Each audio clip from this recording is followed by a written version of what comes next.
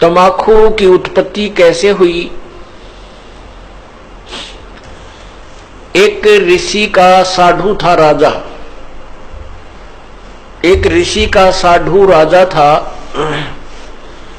और एक दिन राजा ने अपने साधु ऋषि को आमंत्रित किया अपने घर पर जलपान के लिए।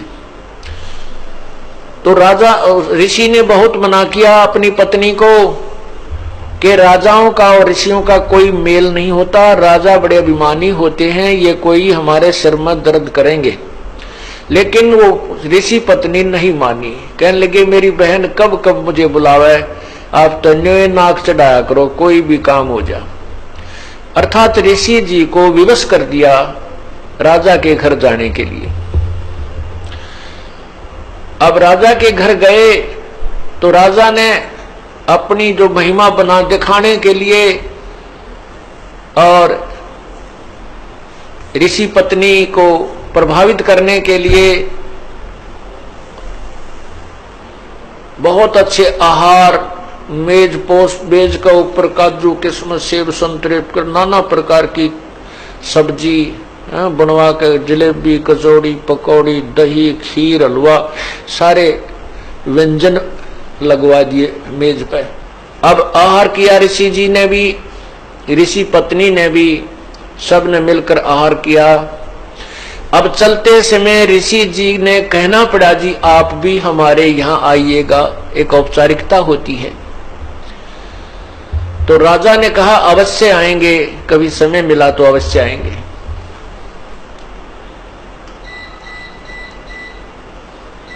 एक दिन वो समय मिल गया, राजा ने संदेशा भिजवा दिया कि हम आ रहे हैं।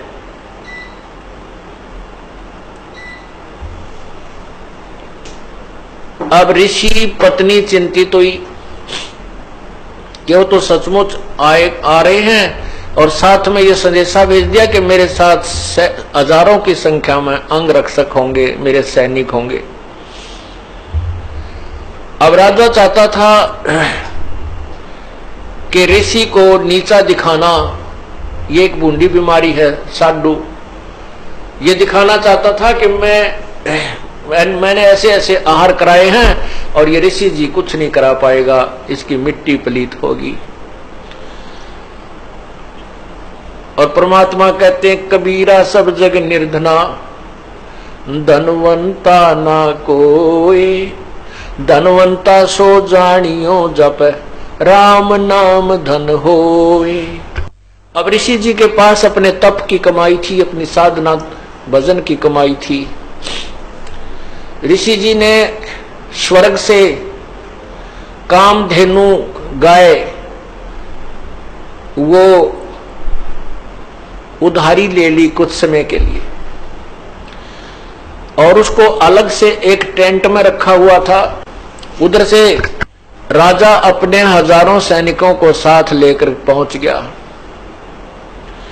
और ऋषि से कहा कि भोजन की तैयारी करवाओ।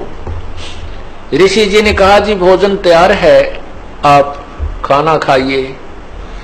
अब वहां लगी लाइन और साथ की साथ थाली आ रही है, सबको परोसी जा रही है।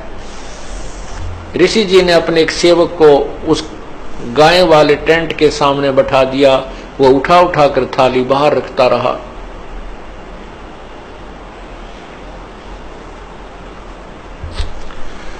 अब जब सब सैनिकों ने खाना खा लिया और ऐसा स्वादिष्ट भोजन उन्होंने कभी नहीं खाया था, तब राजा ने पूछा कि हे ऋषि जी, आपके पास ना कहीं कोई भोजन बनाने की व्यवस्था नजर आ रही है, ना किधर को चूल्हा डाल रखा तुमने, ना कोई हलवाई बुला रखा, ये ऐसा भोजन स्वादिष्ट भोजन कहां से आ रहा है?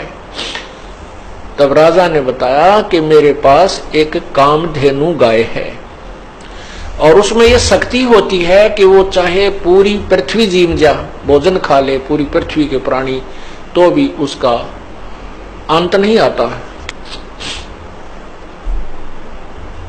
तो राजा के अब साधु की यारी दोस्ती इतनी होती है, अब राजा की नीत में खोट आ गया।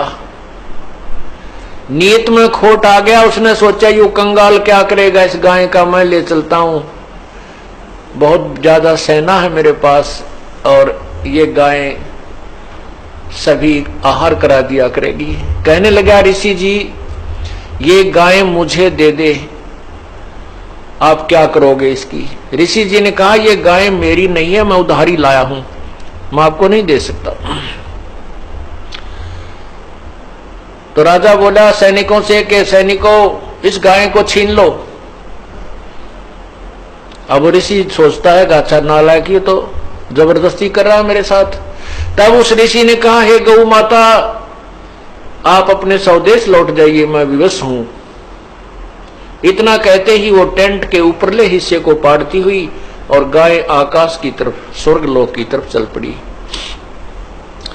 राजा ने गाय को कंडम करके नीचे डालने के लिए तीर मारा, पैर में तीर लगा और कहते हैं वो गाय का खून, रक्त और उस टेंट में जो भी कोई वस्तु मांगते थे, इतनी थाली हलवे की, इतनी थाली खीर की, इतनी थाली दाल की, इतनी सब्जी की, तोरी की सब्जी, घिया की सब्जी, सब प्रकार की, काजू किस्मत, सेब, संतरे, दही, बड़े, यानी जो भी वहां उस आवश्यकता थी उस भंडारे में सभी उपलब्ध उस कामधेनु ने करवा दी। ऋषि जी के पैसे यानी पुण्य की कमाई स्वर्ग में जमा हो गई, उसके प्रतिफल में उसको वहां सब वस्तु प्राप्त हो गई। जमीन पर गिरा और गाय चली गई, तो जहां जहां वो खून गाय का गिरा वहीं पर कहते हैं तम्बाकू की उत्पत्ति हुई। अब हिंदू लोग एक तरफ तो माता को इतना प्रिय मानते हैं, गाय को अपना मां के तुल्य आदर देते हैं और फिर मां के खून को पी रहे हैं। क्या बताते हैं, खो नाम खू का तमा नाम गाय, 100 बार सौगंध इसको ना खाए। तमा नाम खू का, खो नाम खून का और तमा नाम गाय, सौगंध 100 बार इसको ना खाए। तम्बाकू, खून, खू का अर्थ खून, खून, तमाखू खून, और तमा फारसी का शब्द है, तमा माने गाय होती है। तमाखू यानी गाय का खून, खू नाम खू का तमा नाम गाय, सौगंध 100 बार इसको ना खाए ना पीवे। कहते हैं आप एक तरफ तो गाय को इतना प्रिय मानते हो, आदरणीय मानते हो, और फिर गाय के खून से उत्पन्न इस तम्बाकू को पीते हो। जितने भी महापुरुष हुए उन्होंने सब विकारों को छुड़वाया है। अब सिख समाज में तम्बाकू कोई प्रयोग नहीं करता, अभी तक भी उन्होंने इस मर्यादा का पालन किया है। लेकिन और सारी बुराई शुरू कर दी, मांस खाव दारू पीने लगे। देखो बुराई तो सारी त्यागे पार पड़ेंगी। ऐसे ही मुसलमान धर्म के अंदर शराब नहीं छूते अभी भी, और बाकी मांस खाओ और हुक्का पीवे। हिंदू समाज में बीड़ी, शराब, तंबाकू और मांस कभी प्रयोग नहीं करते थे। अब हिंदू समाज में कोई मर्यादाएं नहीं रही, सारे काम बिगड़ गए। तो पुण्यात्माओं ये नए सिरे से समाज सेट किया जाएगा और इसी तरह ये समाज सुधार और आत्म कल्याण प्रारंभ होता है। उन महापुरुषों ने भी कठिन प्रयत्न किए थे, परिश्रम किया था समाज को बुराई से दूर करने के लिए। आज भी वही चल रहा है और बहुत निर्मल समाज बन रहा है। छोटे छोटे बच्चे भी ये पूछते हैं, एक बार मेरा हाथ लग गया, मेरे पापा की गोद में बंडल था, महाराज जी मेरा नाम तो नहीं टूट गया। रो रहा था वो बच्चा। मैं कहा बेटा ऐसे नहीं टूटता, वो तो वैसे लग गया हाथ, गंद का समझ लो, गोबर में हाथ लग जा, धो ले अपने ने। हाँ उसको उठा के देना, ला के देना, पीने उक्का भरना, उसमें नाम टूट जाएगा, वो खंड हो जाएगा। तो पुण्यात्माओं जो छोटी सी उम्र में इन बच्चों को ऐसा ऐसा भाव बन गया कि ये इतनी बुराई है कि इसको हाथ लागने से भी हमारा धार्मिक कर्म बिगड़ जाएगा, तो आने वाली इनकी संतान तो कति देवता पैदा होंगी। ये समाज भी सुधर रहा है और जीव कल्याण का मार्ग भी प्रशस्त हो रहा है।